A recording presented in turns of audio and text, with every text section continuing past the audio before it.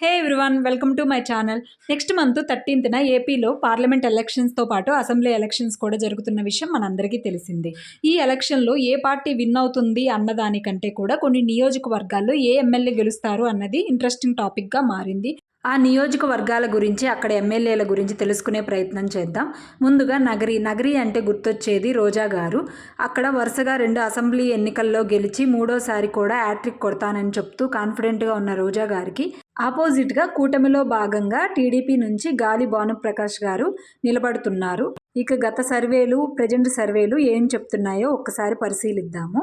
గతంలో నిర్వహించిన సర్వేలో వైసీపీకి 41%, టీడీపీకి 49%, ఇతరులకి 10% ఉండగా ఇప్పుడు నిర్వహించిన సర్వేలో వైసీపీకి 41%, టీడీపీకి 51%, ఇతరులకి 8%గా ఉంది.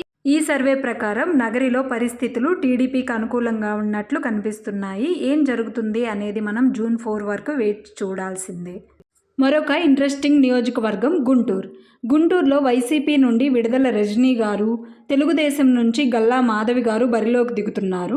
వీరిద్దరి మధ్య పోటీ ఎలా ఉండబోతుంది, సర్వేలు ఏం చెప్తున్నాయో ఒక్కసారి తెలుసుకునే ప్రయత్నం చేద్దాం.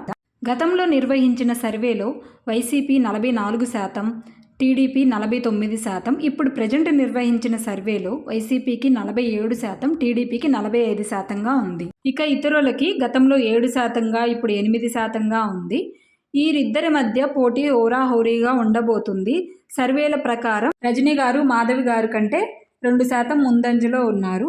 ఏం జరుగుతుందో చూద్దాం. ఇక పోటీ హోరాహోరీగా ఉండబోతున్న మరొక నియోజకవర్గం ఒంగోలు. వైసీపీ నుంచి సీనియర్ నాయకుడైన బాలినేని శ్రీనివాసరావు గారు బరిలోకి దిగుతున్నారు. 6 సార్లు కంటెస్ట్ చేయగా 5 సార్లు గెలిచి ఒక్కసారి మాత్రమే ఓడిపోయారు. 7వసారి వైసీపీ తరపున బరిలోకి దిగుతున్నారు. ఇటువైపున దామచర్ల జనార్దన్ రావు గారు కూటమి నుంచి తెలుగుదేశం తరపున బరిలోకి దిగుతున్నారు. 2019లో ఓడిపోయినప్పటికీ తన నియోజకవర్గ ప్రజలకి అందుబాటులో ఉన్నారు. వీరిద్దరి మధ్య పోటీ ఎలా ఉండబోతుంది, సర్వేలు ఏం చెప్తున్నాయో ఒకసారి పరిశీలిద్దాం. గతంలో నిర్వహించిన సర్వేలో వైసీపీకి 46%, ప్రజెంట్ నిర్వహించిన సర్వేలో కూడా 46% కంటిన్యూ అవుతుంది. ఇక టీడీపీకి గతంలో 49% ఉండగా ప్రజెంట్ నిర్వహించిన సర్వేలో 51% వరకు ఉంది. ఇక ఇతరులకి గతంలో 5%, ఇప్పుడు 3%గా ఉంది.